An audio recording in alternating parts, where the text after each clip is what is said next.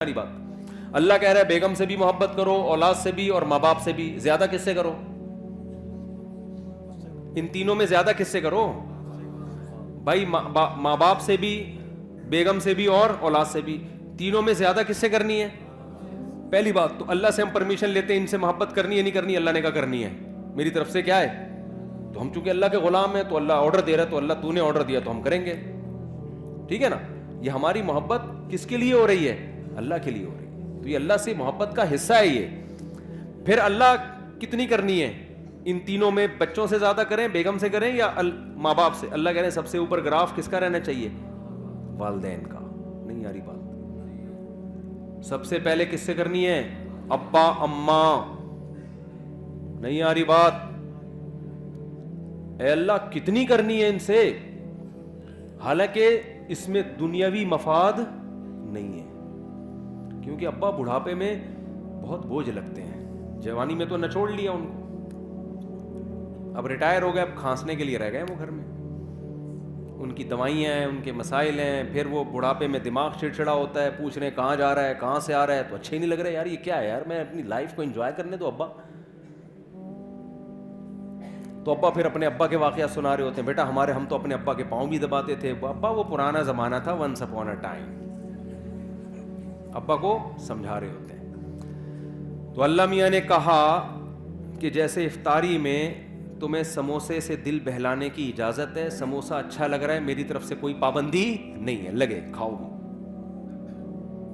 تو اللہ میاں نے کہا کہ کچھ چیزیں ایسی ہیں جو تمہیں اچھی لگیں تو میں نے کوئی پابندی نہیں لگائی، جتنی لگ رہی ہیں اور زیادہ اچھی لگنا شروع ہو جائیں، بشرطے کہ اللہ سے آگے نہ نکالو ان کو.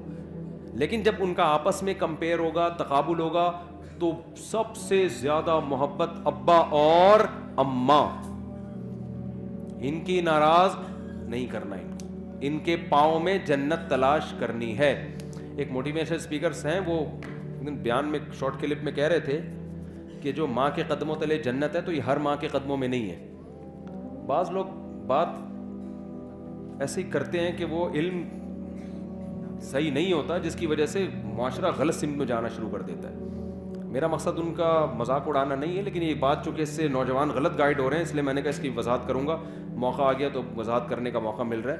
پھر انہوں نے محترم نے مثال دی کہ جو ابو لہب کی بیوی تھی، جس کے بارے میں قرآن میں آتا ہے اس کے گلے میں رسی تھی اور پھندا لگا اور مر گئی. بڑی کافر عورت تھی نا، تو وہ کافر عورت تھی تو وہ بھی تو کسی بچے کی ماں ہوگی، تو کیا اس کے بھی قدموں میں جنت ہے؟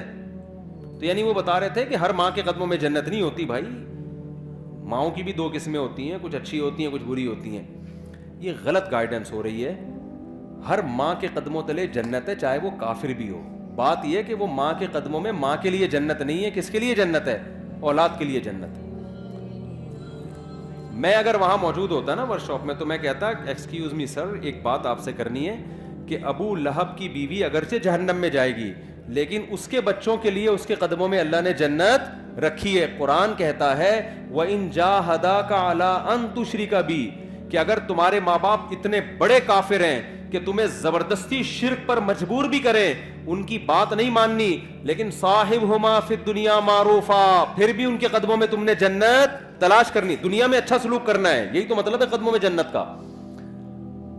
تو آج کل اولادیں ویسے ہی ماں باپ کو نہیں پوچھ رہی ہیں. اس طرح کی تقریریں آئیں گی تو پھر اپنے ابا اماں میں عیب تلاش کریں گے. وہ ہر بچہ جا کے دیکھا یار میری اماں تو یہ بھی کام غلط ہے، میری اماں کا تو یہ بھی حرکت ٹھیک نہیں ہے، تو اس کا مطلب میری اماں خود ہی جنتی نہیں ہے، تو اس کے پاؤں میں کہاں سے جنت آ گئی؟ اور بھائی آپ کو ابا اماں کے فالٹ نکالنے کی اجازت نہیں ہے. اللہ نے ابو لہب کی بیوی کو برا کہا، اللہ ہے، اللہ کو حق ہے کہ کسی کو برا کہے، کسی کو جہنم میں بھیجے. ابو جہل کی بیوی یا ابو لہب کی بیوی کی جو اولاد تھی، اس کو شریعت نے یہی پابند کیا کہ تم نے اپنے ماں باپ کے احسانات کا بدلہ دینے کی کوشش کرنا ہے اور تم نے ان کے ساتھ اچھا سلوک کرنا ہے. نہیں آ رہی میرا خیال بات سمجھ میں؟ تو آپ کو تو حکم ہے کہ آپ کے ابا اچھے ہیں برے ہیں، بھائی آپ کو اچھا سلوک کرنا ہے. تو اللہ میاں، میں یہ کہہ رہا تھا کہ بس بات ختم کر رہا ہوں، ترقی میں پیچھے جب رہیں گے جب یہ اللہ کے لیے نہ ہو یا آپ کوشش ہی نہ کرو. اللہ نے حکم دیا ہے کہ سارے کام کرنے ہیں کس کو راضی کرنے کے لیے؟ اللہ کو. اس سے پتہ ہے کیا ہوگا؟ یہ ترقی کی اسپیڈ غیر مسلموں سے بھی زیادہ تیز ہو جائے گی, کیونکہ جو کام اللہ کے لیے کیا جاتا ہے نا اس میں جان بہت ہوتی ہے, کیونکہ اس کا اجر کون دے گا؟ اللہ. دیکھو مجھے ایک بات بتاؤ, ڈاکٹر لوگ کہتے ہیں کہ, میں آپ چند مثالوں سے سمجھاتا ہوں کہ جب مذہب کی موٹیویشن ملتی ہے وہ بڑی بہت پاورفل موٹیویشن ہوتی ہے. وہ جہاں مذہب کی موٹیویشن نہیں ہوگی وہاں جان نہیں ہوتی. شوگر کے مریض کو ڈاکٹر کہتا ہے اتنے گھنٹے فاسٹنگ کرنی ہے, 100 میں 1 مریض کرتا ہوگا فاسٹنگ. لیکن رمضان آتا ہے, اللہ کا حکم ہے پورا مہینہ فاسٹنگ کرنی ہے. 90% مسلمان کیا کر رہے ہوتے ہیں؟ روزے رکھ رہے ہوتے ہیں, گرمیوں میں بھی سردیوں میں بھی. نہیں یاری میرا خیال ہے بات سمجھ. کیوں بھائی؟ اللہ کس کا آرڈر ہے؟ تو یار جو قوم صبح سے کہ رات تک اللہ کے لیے بھوکی پیاسی رہ سکتی ہے وہ پڑھ نہیں سکتی اللہ کے لیے؟ نہیں یاری بات. وہ پڑھے گی کیوں نہیں پڑھے گی؟ اس کو بتانے والے لوگ شارٹ ہیں مارکیٹ میں. وہ مذہب کا صرف ایک پہلو سامنے رکھا ہوا ہے اس نے. اور سب سے بڑی بات یہ کہ یہ کام تھا ہماری حکومتوں کا. حکومتیں ذمہ داری پوری نہیں کر رہی ہیں. پڑھائی کا نظام تو دیکھو نا. کوئی بھی مجھے آ کے کہتا ہے نا اسکول میں میں پڑھتا ہوں, میں کہتا ہوں پڑھتا نہیں ہے, یہ بولو کہ میں اسکول میں نہیں پڑھتا ہوں, جھوٹ نہیں بولا کرو. تو یہ تو سسٹم مذہب کا نہیں ہے. یہ خرابی جو ہم ترقی میں پیچھے, ہمارے حکمرانوں کی پالیسیاں ہیں. ورنہ میں KP کے گیا ہوں نا, وہاں دین اور مذہب زیادہ ہے. وہاں ایجوکیشن کے ریشو پورے پاکستان میں سب سے زیادہ ہے. پورے پاکستان میں KPK کی جتنی آبادی ہے نا اس کے لحاظ سے لٹریسی ریشو KPK میں پنجاب اور کراچی کی نسبت زیادہ. کیوں؟ وہاں دین اور مذہب کیا ہے؟ زیادہ ہے. دین اور مذہب زیادہ ہونے کی وجہ سے جو اخلاقی برائیاں ان کا ریشو کیا ہے؟ کم ہے. جب اخلاقی برائیاں کم ہوتی ہیں تو آپ اپنے ہدف کو فوکس کرتے ہو. تو اس لیے اللہ آپ کو ترقی سے منع نہیں کر رہا. المومن القوی خیر من المؤمن الضعیف. حدیث میں آتا ہے طاقتور مومن اللہ کو کمزور مومن سے زیادہ محبوب ہے. تو طاقت میں جسمانی طاقت بھی ہے, طاقت میں ایجوکیشن کی طاقت بھی ہے, طاقت میں دولت کی طاقت بھی ہے, طاقت میں ٹیکنالوجی کی طاقت بھی ہے. لیکن یہ تمام طاقتیں کس کے لیے ہوں گی؟ اللہ کے لیے ہوں گی. جب اللہ کے لیے ہوں گی تو دل اللہ سے لگے گا, ان طاقتوں سے نہیں لگے گا. لہذا کسی کو یہ طاقت مل گئی ٹھیک ہے, نہیں ملی تو کیا سوچے گا؟ بھائی میرا مقصد تھا اللہ کو راضی کرنا, وہ کیا ہو گیا ہے؟ پورا ہو گیا ہے. پھر گھر بھی بنا لے, پراپرٹی بھی خرید لے, مرے گا تو کوئی بات نہیں یار, ہم نے تو اللہ کو خوش کرنے کے لیے بچوں کے لیے بنائی تھی. مر گئے تو کیا ہو گیا؟ ابے لوگ کہہ رہے ہوتے ہیں نا بیچارے نے اتنی محنت سے کروڑوں روپے کا گھر بنایا, بیچارے کو رہنا نصیب نہیں ہوا, تو اتنا کیوں ترس کھا رہے ہو؟ رہ بھی لیتا تو کتنے دن رہ لیتا. یوں بولا کرو بیچارے نے اللہ کو راضی کرنے کے لیے گھر بنایا, رہنا نصیب ہو یا نہ ہو اللہ راضی ہو گیا, کیونکہ اس نے اپنے بچوں کا سوچا تھا. نہیں آ رہی بات سمجھ میں؟ تو کیا بیچارہ کہاں سے ہو گیا؟ جس کے لیے بنایا تو وہ خوش ہے نا. ایک صاحب کی بچے کی جاب لگی ملٹی نیشنل کمپنی میں, پہلا دن تھا اس کا انا للہ ہو گیا بیچارے کا نا کرنٹ لگنے سے. اب ماں رو رہی ہے, ہائے میرا بچہ آج پہلا دن تھا. میں نے کہا بھائی اگر آخرت کے لیے یہ کام کیا ہے نا تو کامیاب ہو گیا, آخرت کے لیے نہیں کیا تو آج نہیں تو کل بہرحال اس نے مرنا تھا. کتنے دن زندہ رہ لیتا ہے انسان؟ تو مسلمان کیا سوچتا ہے ہر چیز میں. تو ہم تو آپ کو زیادہ, ہم تو کہہ رہے ہیں اپنی صحت بنانا یہ مذہب کا حکم ہے. دیکھو آپ کہتے ہو نا آخری بات, بار بار آخری کر کے سچی مچی کی آخری صاحب کر لوں آخری بات. دیکھو ہم کیا کہتے ہیں, علماء کیا کہتے ہیں, میں کہ میری کیا اوقات, شریعت کیا کہتی ہے؟ شریعت کیا کہتی ہے؟ ویلیو بتاتی ہے صحت کی 2 ٹکے کی نہیں ہے. جو بیمار ہیں وہ بھی کہاں جائیں گے؟ جنت میں. ایوب علیہ السلام کی ساری زندگی صحت میں گزری, بیماری میں گزری؟ بیماری میں گزری. کہاں جائیں گے؟ جنت میں. ان کے تو مقامات ہی بیماری کی وجہ سے ہوئے. غیر مسلم کہے گا نہیں بیمار آدمی کیا ہے؟ ناکام. ہم کہتے ہیں ناکام ہے, تو ایوب علیہ السلام تو کامیاب ہی بیماری کی وجہ سے ہوئے ہیں. لیکن کیا اس کا یہ مطلب ہے کہ میں بھی بیمار ہو جاؤں؟ اب کوئی غیر مسلم سنے گا تو کہے گا ان کے ہاں بیماروں کی بڑی ویلیو ہے تو ان کو چاہیے خود سب بیمار ہو جائیں. نا نا نا نا نا, یہ بات سمجھیں. یہ بیماری کس کی طرف سے تھی؟ اللہ کی. انہوں نے کوشش کی صحت مند ہونے کی. حکم یہ ہے کہ صحت بنانے کی کوشش کرو, مگر صحت سے دل مت لگاؤ. بنانے کی کوشش کے باوجود نہ بنے تو ٹینشن مت لو. اللہ تمہیں بیمار رکھ کے ہی خوش ہوگا, راضی ہوگا. کیوں؟ بیماری میں صبر کرو گے, اللہ چاہتا ہے تمہارے درجات صبر کے ذریعے بلند ہوں. کرنے سارے کامیابی کے راستے کو اختیار کرنا ہے, لیکن راضی اس پہ رہنا ہے جو کون چاہے گا؟ اللہ. پیسہ کمانے کی کوشش کریں, نہیں آتا ٹینشن نہیں لینی ہے. ریڈی لگائے ٹماٹر کی, بولے اللہ میرے ٹماٹر پہ کیا ہے, خوش ہے, میں اسی میں خوش ہوں. ہمارا مسئلہ سارا یہ ہے کہ ہم زمین پہ باپ بن گئے ہیں. آپ کہتے ہیں میری ارننگ اتنی ہونی چاہیے, میرا بحریہ ٹاؤن میں پلاٹ کیوں نہیں ہے, ہونا چاہیے. میں کرائے کے گھر پہ کیوں رہ رہا ہوں, میرا ذاتی گھر ہونا چاہیے. اللہ کہتے ہیں نہیں چاہیے. ایوب علیہ السلام چاہتے تھے کہ میری صحت اچھی ہو جائے. انہوں نے کہا اللہ مجھے صحت دے دے. اللہ نے کہا ابھی نہیں ملے گی. انہوں نے کہا ٹھیک ہے اسی میں راضی ہوں میں. صحیح ہے نا, جب اللہ اسی میں خوش ہے تو ٹھیک ہے, میں کیا کروں, اسی میں راضی ہوں میں. اللہ نے آپ کا سارا اہل و عیال آپ سے چھین لیا, موت دے دی سب کو. ان کو چاہیے تھے اہل و عیال بچے, اللہ نے کہا نہیں دوں گا. انہوں نے کہا ٹھیک ہے میں اسی پہ خوش ہوں. پھر جب دیکھا اللہ نے ہر طرح سے ایوب علیہ السلام کو آزمایا, آخر میں دیکھا کہ ان کی زبان سے ساری زندگی ناشکری کا ایک جملہ نہیں نکلا. تو بعضوں کو اللہ دنیا میں نعمتیں لوٹا دیتا ہے, بعضوں کو آخرت میں. ایوب علیہ السلام کو چونکہ واقعہ قرآن میں بیان کرنا تھا, اللہ نے دنیا میں, اللہ نے ان کو صحت بھی دی. انہوں نے کہا اللہ تو نے مجھے صحت دی ہے, مجھے میری آل اولاد بھی واپس چاہیے. اللہ نے سب کو زندگی دی, آپ کا پورا خاندان آباد کر دیا. اور اس بیماری کی حالت میں ٹڈیاں گری سونے کی ایوب علیہ السلام کے اوپر. بخاری کی حدیث ہے, جب ایوب علیہ السلام کو صحت ملی نا تو ٹڈیاں سونے کی, حالانکہ دولت ویسے ہی مل چکی تھی ایوب علیہ السلام کو, تو وہ ٹڈیاں جمع کر رہے ہیں سونے کی. تو اللہ نے کہا کہ اے ایوب کیا میں نے تجھے مستغنی نہیں, اتنا پیسہ دے دیا تجھے, اب تو یہ سونے کی کیوں جمع کر رہا ہے؟ تو ایوب علیہ السلام نے کیا کہا, اے اللہ میں تیری رحمت سے مستغنی نہیں ہوں. بات آ رہی ہے سمجھ میں, کہ جب تو دے رہا ہے تو پھر میں لوں گا, پھر میں نہیں کہوں گا کہ مجھے نہیں چاہیے. جب تو نہیں دے رہا تھا تو میں اسی میں انجوائے کر رہا تھا, خوش تھا میں اس میں, صبر کر رہا تھا. انجوائے کا مطلب صبر کر رہا تھا میں, راضی تھا. جب تو دے رہا ہے تو پھر تو لیں گے نا.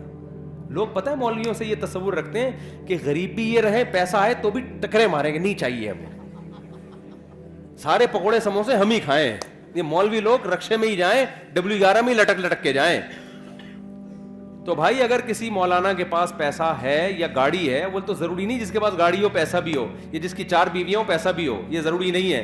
ہمارے نبی کی 9 بیویاں تھیں, پیسہ نہیں تھا. علماء کو تو ویسے ہی لوگ گاڑی میں بٹھا کے لے جا رہے ہوتے ہیں. اور اگر آ بھی گیا ہے پیسہ تو بھائی جب آ رہا ہے تو پھر تھوڑی ہے کہ لات مارو اس کو, پھر تو آنے دو, اللہ کی نعمت ہے. اگر آپ افطاری کے لیے بیٹھے ہو اور سموسے پکوڑے آ جائیں, آپ کہیں نہیں میں نہیں کھاؤں گا, تو اللہ خوش ہوگا؟ اللہ کہے گا جب تک میں نہیں کھانے سے خوش تھا تو اس وقت تو نہیں کھانا تھا, اب میں نہیں کھانے سے کوئی خوش نہیں ہوں. غروب آفتاب ہو گیا, اب تم یہ ٹینشن لے کے تمہیں کوئی ثواب نہیں ملے گا. تبھی تو ہمارے نبی جلدی کھایا کرتے تھے. اور عید الفطر والے دن ہمارے نبی عید الفطر کی نماز سے پہلے کھایا کرتے تھے, یہ بتانے کے لیے کہ آج ہمارا روزہ نہیں ہے, آج ہم کھائیں گے صبح, کیونکہ اللہ نے پابندی ہٹا لی ہے تو ہم کھائیں گے اب. تو اس لیے میرے بھائی جب آ رہا ہے تو پھر آنے دو, دل پھر بھی نہ لگاؤ, نہ اس وقت لگاؤ نہ اس وقت, جب آ رہا ہے تو پھر اللہ کی نعمت سمجھ کے. تو ایوب علیہ السلام کو اللہ نے ان کا اہل و عیال بھی دے دیا, اللہ نے ان کو دولت بھی دے دی, اور یہی ان کی آزمائش تھی جس پر اللہ نے ان کا ذکر قرآن میں, نعم العبد, کیا خوب بندہ تھا ہمارا. تو اس لیے میرے بھائی صحت کی بھی کوشش کرو. ایک بیماری اللہ کی طرف سے ہوتی ہے, ایک کس کی طرف سے ہوتی ہے, آپ کی حرکتوں کی طرف وجہ سے. جو حرکتوں کی وجہ سے آپ کو ترقی نہیں مل رہی نا, اس پہ اللہ راضی نہیں. نہ ہمارے یہاں سائنٹسٹ پیدا ہو رہے ہیں, نہ ہمارے یہاں اچھے ڈاکٹر پیدا ہو رہے ہیں, نہ ہمارے یہاں اچھے انجینئر پیدا ہو رہے ہیں, اور ہم کہیں مسلمان چونکہ ایکچولی آخرت سے دل لگا بیٹھا ہے نا, ایکچولی اس وجہ سے ہم ترقی نہیں. تو بھائی تم پوستی ہونے کی وجہ سے ترقی نہیں کر رہے ہو, کرپٹ ہونے کی وجہ سے, سست ہونے کی وجہ سے ترقی نہیں کر رہے ہو. اس ترقی کو یہ نہیں کہیں گے کہ دنیا سے دل نہیں لگایا ہوا, یہ دنیا سے دل لگانے کی وجہ سے نہیں ہو رہی, کیونکہ صبح اٹھتا ہے اپنی مرضی سے, دل لگایا ہوا ہے کہ سارے مزے میں ابھی اڑا لوں, گٹکے میں ٹائم گزار رہا ہے, سٹے لگا رہا ہے, گٹروں کے ڈھکنوں پہ رات بھر بیٹھا ہوا ہے, تو صبح یونیورسٹی کہاں جائے گا؟ آئی بات سمجھ میں؟ تو اب ہم نے ترقی غیر مسلموں سے زیادہ کرنی ہے. کیونکہ ہمارے پیچھے مذہب کی موٹیویشن ہے. سلمہ ابن اکوع رضی اللہ عنہ گھوڑے سے تیز دوڑتے تھے. کیوں دوڑتے تھے؟ پیغمبر کی یہ حدیث سنی ہوئی تھی کہ طاقتور مومن اللہ کو زیادہ محبوب ہے کمزور مومن سے. آج جتنا نیک ہوگا نا اسپیڈ اتنی ہی سلو ہوتی چلی جائے گی اس کی. جب حضرت جی بنے گا پھر تو اٹھائے نہیں, پولیس آئے گی اٹھانے کے لیے, کیونکہ بہت نیک ہیں یہ. وہ تو چلو اللہ کی طرف سے. جوان کیونکہ نیک بہت ہے, پولیس آ رہی ہے, حضرت اٹھیں یار خدا کا واسطہ, اٹھا ہی نہیں جا رہا, نیک بہت ہیں, اتنے نیک ہیں کہ چلا ہی نہیں جاتا حضرت سے. یہ نیک کو, یہ تو اللہ کی طرف سے اگر ایسی بیماری ہے پھر تو یقیناً نیک ہے. لیکن حضرت آپ اپنی خوراک پہ غور کریں, آپ کو دھماکے سے پھٹ جانا چاہیے تھا جو آپ کھا رہے ہیں. صبح اتنے پراٹھے, دوپہر پھر یہ, پھر رات کو دیر سے کھا کے حضرت سو جاتے ہیں, پھر صبح اٹھتے ہیں پھر اتفاق سے سو جاتے ہیں. پھر دوپہر اگر کوئی کام ہوا تو کر لیا, نہیں تو پھر سو گئے. اور لیبل یہ لگایا جاتا ہے حضرت کے دل میں دنیا سے بالکل بھی محبت. یہ جو حضرت فلانے کو ہینڈسم ہونے کا شوق ہے, جاگنگ کرتا ہے, بھاگتا ہے, اصل میں دنیا کی لالچ. تو میرے بھائی وہ مطلب نہیں ہے, صحیح ہے نا. مسلمان کی صحت بھی اچھی ہوتی ہے, خوراک پہ کنٹرول کرتا ہے. کیوں؟ اس کے رب کا حکم ہے کہ یہ زندگی جو پروجیکٹ کے لیے تمہیں بھیجا ہے نا, اس پہ جب کمپنی بلائے گی تو آنا, خود سے بھاگ کے آئے نا. اگر وہ جو میں نے مثال دی تھی نا کمپنی کی, تو پھر پولیس اریسٹ کرے گی. ہمیں تو خودکشی کی اسی وجہ سے اجازت نہیں ہے کہ اللہ میاں نے جس کام کے لیے بھیجا ہے اسی میں لگے رہو. خود سے پہلے قبر میں جانے کی کوشش مت کرو. خودکشی ایک جزوی ہوتی ہے, کلی خودکشی ہے. کھمبے سے لٹک گئے, فوراً مار دیا. اس پہ کتنی شدید وعید ہے. حدیث میں آتا ہے جس نے اپنے آپ کو جس طرح سے قتل کیا, جب تک قیامت قائم نہیں ہوگی نا, برزخ میں اسی طرح مارتا رہے گا. یہ کلی طور پر. اور ایک ہے جزوی, سگریٹیں پھونک کے مار رہا ہے اپنے آپ کو. وزن بڑھتا جا رہا ہے, ڈاکٹر کہہ رہے ہیں تو لڈو کم کر دے ورنہ تو لڈو بن جائے گا تھوڑے دنوں میں. لڈو بن گیا ہے پورا, پھر بھی لڈو پھوڑے جا رہے ہے نا. اور جب اس کو سمجھایا جائے تو کہتا ہے میٹھا کھانا کیا ہے؟ سنت ہے. پھر تیجے کا کھانا, 40ویں کا کھانا, شب برات کا کھانا, 12 ربیع الاول کا کھانا, محرم کے کھانے. ہمارے نبی سے اس قسم کا کوئی کھانا ثابت نہیں ہے. صرف ایک کھانا نبی نے کھلایا, وہ ہے ولیمہ. بس شادی جب بھی کی کھانا کی, اس کے علاوہ کوئی دعوت نہیں ہے. یہ اس لیے رکھی تاکہ اس کو کریں لوگ, آئی بس اپریشیٹ کریں اس کو. ایک کھانا, حدیث میں آتا ہے ولیمہ پیغمبروں کی سنت ہے. یہ بتانے کے لیے ہم نے بہت اچھا کام کیا ہے, اس پہ دعوت ہوگی. کیونکہ لوگ اس کو اچھا نہیں سمجھ رہے ہوتے ہیں نا. لوگ کہہ رہے ہیں پتہ نہیں کیا بے وقوف آدمی ابھی سے شادی کر آ کے بیٹھ گیا. تو اسلام نے کہا کرو, پہلی شادی میں بھی ولیمہ, دوسری میں بھی, تیسری میں بھی, چوتھی میں بھی. یہ بتانے کے لیے کہ تمہیں تکلیف ہو رہی ہے, مجھے بہت خوشی ہو رہی ہے. ہاں تبھی تو ہے ولیمہ. بہت پہلی دفعہ کوئی ڈھنگ کا کام کیا میں نے. تو اب اس سے 4 شادیاں بھی آ گئیں. دنیا جب دل لگانے کے 4 شادیاں کس کے لیے کرنی ہے؟ اللہ کے لیے. پیغمبروں کی سنت ہے. نسل بڑھانا کس کی سنت ہے؟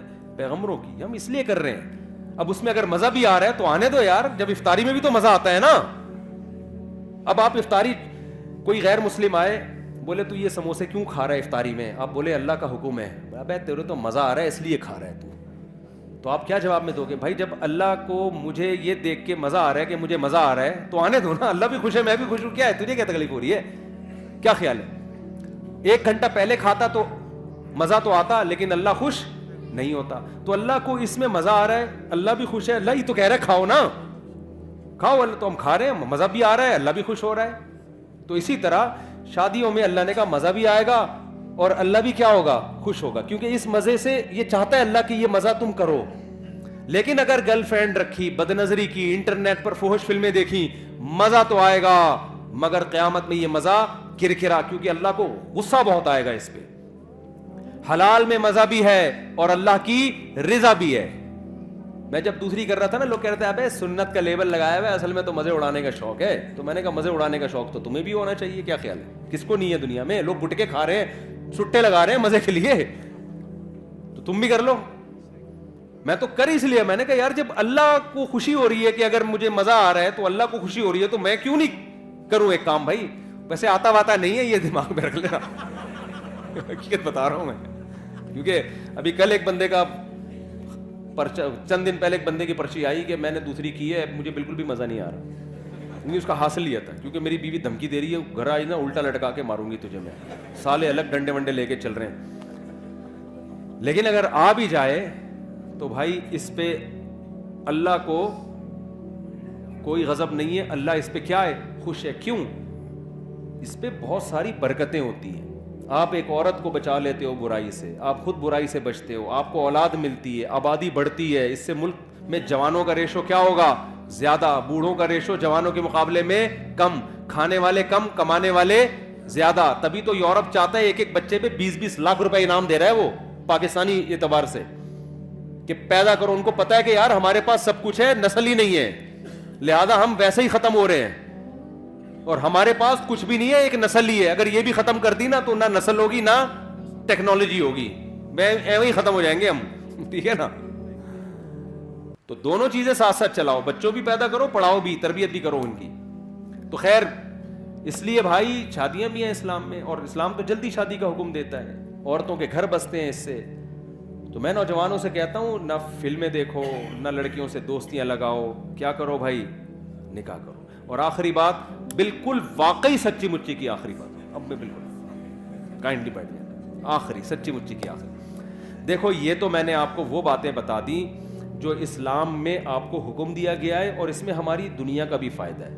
کچھ باتیں ایسی ہیں کہ اسلام لیکن یہاں سے شروع نہیں ہوتا کہ ترقی ہی کرنی ہے, یہ بھی ایک حصہ ہے. شروع پتہ ہے کہاں سے ہوتا ہے اسلام؟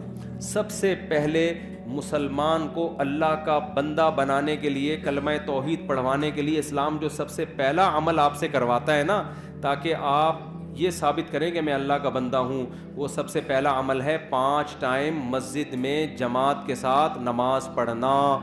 سمجھ میں آ رہی ہے بات؟ 5 ٹائم مسجد میں جماعت کے ساتھ نماز. جو یہ نہیں پڑھتا وہ ترقی کرتے کرتے چاند پہ پہنچ جائے. اللہ کہتا ہے کہ تو نے جو بیسک حکم تھا وہی ادا نہیں کیا, تو اب تیری اس ترقی سے مجھے کوئی واسطہ نہیں ہے. اسلام میں روزے سے زیادہ, زکوٰۃ سے زیادہ, حج سے زیادہ, ہر حکم سے زیادہ کس کی اہمیت ہے؟ نماز کی. واحد حکم ہے جس کے بارے میں بعض ائمہ کی یہ رائے ہے کہ نماز جان کر چھوڑ دینے والا اسلام سے خارج ہو جاتا ہے. تو جتنے لوگ یہاں بیٹھے ہوئے ہیں نا, فجر میں بھی اتنے ہی بولو ہونے چاہیے. شروع تو یہاں سے ہوگا نا, یا ڈائریکٹ سائنسدان بن جاؤ گے؟ بننا تو ویسے بھی نہیں ہے, یہاں سسٹم ہی نہیں ہے. یہاں سائنس جو بنتے ہیں وہ ویسے ہی باہر چلے جاتے ہیں, یہاں رہتے ہی نہیں ہے. تو ابتدا کہاں سے کرنی ہے؟ پہلے یہ تو ثابت کرو اے اللہ ہم تیرے بندے ہیں. تو یہ ثابت کرنے کے لیے صرف سموسے نہیں کھانے افطاری کے ٹائم پہ بیٹھ گئے, یا 4 شادیاں نہیں ہے. سب سے پہلے کیا ہے؟ نماز ہے. سب سے پہلے کیا ہے؟ تو جتنے لوگ یہاں مقامی بیٹھے ہوئے ہیں, ہاتھ اٹھا کے وعدہ کریں کل فجر کی جماعت کتنے بجے یہاں پہ؟ 6:25 پہ. تو 6:15 بجے کم از کم 10 منٹ پہلے آئے نا. جتنے لوگ یہاں بیٹھے ہوئے ہیں ابھی وعدہ کریں کہ سب 6:15 پہ یہاں مسجد میں موجود ہوں گے. جتنے محلے کے لوگ ہیں ہاتھ اٹھا کے وعدہ کریں ابھی. اور اس کی پلاننگ رات کو کر کے سونا ہے. اب آپ کہہ سکتے ہیں جی جزاک اللہ, اب آپ کہہ سکتے ہیں صبح اٹھائے گا کون؟ الارم جو ہے نا ابھی لے لیں جا کے, کوئی تیز گھڑی, تیز الارم والی گھڑی ابھی خریدیں جا کے. کراچی کی سردیوں کی راتیں بہت لمبی راتیں, بھی مارکیٹیں کھلی ہوئی ہوں گی. تیز الارم والی گھڑی رکھیں, سوئیں, اور دور الماری کے اوپر رکھ دیں. قریب رکھ کے سوئیں گے نا تو دبا کے دوبارہ سو جائیں گے آپ. ہاں, تیز الارم والی گھڑی دور رکھیں, اتنی زور سے بجے کہ آپ کو ٹینشن ہونا شروع ہو جائے, یار اس کو اٹھ کے جا کے بند کرنا پڑے گا ورنہ محلے والے آ جائیں گے. ایسی گھڑی ہو, دور رکھیں اس کو. ہوتا یہ ہے کہ جب آدمی گہری نیند میں ہوتا ہے پھر کہتا ہے یار بیان میں مفتی صاحب نے کیا تھا, فجر کی اہمیت بھی بہت بیان کی تھی, اللہ کی بندگی کے لیے ہم دنیا میں آئے ہیں, کمپنی نے پروجیکٹ دیا تھا, یہ دیا تھا, وہ بڑے زبردست, وہ گھوڑے سے دوڑنا چاہیے, یہ کرنا چاہیے, سموسے بھی کھانے چاہیے, سب چیزیں اٹرم پٹرم نہ آ رہی ہوں گی, عمل زیرو ہوگا. تو شروع کہاں سے کرنا ہے بھائی؟ نماز. پھر جب گہری نیند ہوگی آدمی کہے گا کل سے انشاءاللہ میں فجر کی نماز شروع کروں گا, اور وہ کل قیامت تک نہیں آئے گی. گہری نیند میں یہی آ رہا ہوتا ہے. تو آپ نے کیا کرنا ہے؟ دور رکھنا ہے, اس سے جب آپ اٹھ کے جائیں گے نا اس کو بند کرنے کے لیے, تو آدھی نیند آپ کی غائب ہو چکی ہوگی. اس کے بعد آپ نے کیا کرنا ہے, شیطان کہے گا ابے مسجد کے تو پورا ہی ایک دن سے ہی مولوی بن جائے گا کیا, تو اتنا نیک بن جائے گا, ابھی آہستہ آہستہ یار, ابھی تو ہم عشاء سے شروع کریں گے. تو آپ نے شیطان کو کیا کہنا ہے, یہ میں بالکل صحیح نسخہ بتا رہا ہوں, آپ کو نے شیطان کو کہنا ہے میں صرف واش روم سے فارغ ہو کے آ رہا ہوں, نماز پڑھنے مسجد میں نہیں جاؤں گا. جب واش روم سے فارغ ہو جائیں گے آپ, تھوڑی نیند اور زیادہ غائب ہو جائے گی. پھر شیطان کہے گا اب سو جا, آپ کہیں گے ٹھہرو رکو ذرا ٹھہرو رکو ذرا. پھر آپ نے کیا کرنا ہے, آپ نے شیطان سے کہنا ہے صرف میں وضو کر لوں پھر میں سو جاؤں گا. یہ حدیث کا مفہوم پیش کر رہا ہوں میں. شیطان 3 گرہیں لگاتا ہے, جب انسان اٹھتا ہے ایک گرہ کھلتی ہے. تو حدیث میں آتا ہے جیسے جیسے یہ عمل کرتا چلا جائے گا نا گرہ, یہاں تک کہ جب وضو کر لے گا نا, تو آپ نے فرمایا 3 گرہیں, اب شیطان کا زور نہیں چلے گا. اب آدمی کہے گا یار اتنی قربانی دے کے وضو کر لیا ہے, اب جاؤ فجر کی نماز, اور خدا کی قسم فجر پڑھیں گے مزہ نہ آئے پیسے واپس. جتنا لطف اللہ نے فجر کی جماعت میں رکھا ہے نا, اتنا کسی نماز میں نہیں رکھا. آپ کہیں گے آج تو ہٹو بچوں ہو گیا یار, سموسے میں وہ مزہ نہیں آیا جو فجر پڑھنے میں آیا. اتنا کتنے اچھے کام سے ابتدا ہوتی ہے یار دن کی. غیر مسلم اس نعمت سے محروم ہے. وہ صبح اٹھتے ہی ایسے ہی آفس چلے جاتے ہیں, بس اپنی پینٹ پہنی اور چلے گئے آفس. ہمارا اللہ نے کتنا پیارا نظام رکھا. وضو کا اپنا مزہ ہے, ایسے وضو کرتا ہے, دانت صاف کرتا ہے, چہرہ دھوتا ہے, مسح کرتا ہے, پاؤں دھوتا ہے, اس کے بعد مسجد میں آتا ہے. کیسا سکون کا ماحول. صبح صبح لڑ بھی نہیں رہے ہوتے لوگ, باتیں بھی نہیں کر رہے ہوتے, سب تمیز سے بیٹھے ہوئے ہوتے, نیند ہوئی بھی ہوتی ہے نا سب کی, ایسے نہ کوئی غیبت ہو رہی ہوتی ہے, سب آرام سے. امام کو پیچھے مڑ مڑ کے بھی نہیں دیکھ رہے ہوتے کب آ رہا ہے کہ نہیں آ رہا. ظہر میں آدھا منٹ امام لیٹ ہو جائے نا, سب مڑ مڑ کے ٹینشن ہوتی ہے. فجر میں نے دیکھا تھوڑا لیٹ بھی ہو جاؤ نا, لوگ آرام سے بیٹھے ہوتے, سکون میں ہوتے ہیں نا, نیند پوری ہو گئی, ڈپریشن نہیں ہوتی. ظہر میں دیکھیں گے پتہ نہیں کدھر رہ گیا, کیا ہو گیا, پھر ادھر سے باتیں ابھی کہاں رہ گئے امام, تو ٹینشن ہوتی ہے.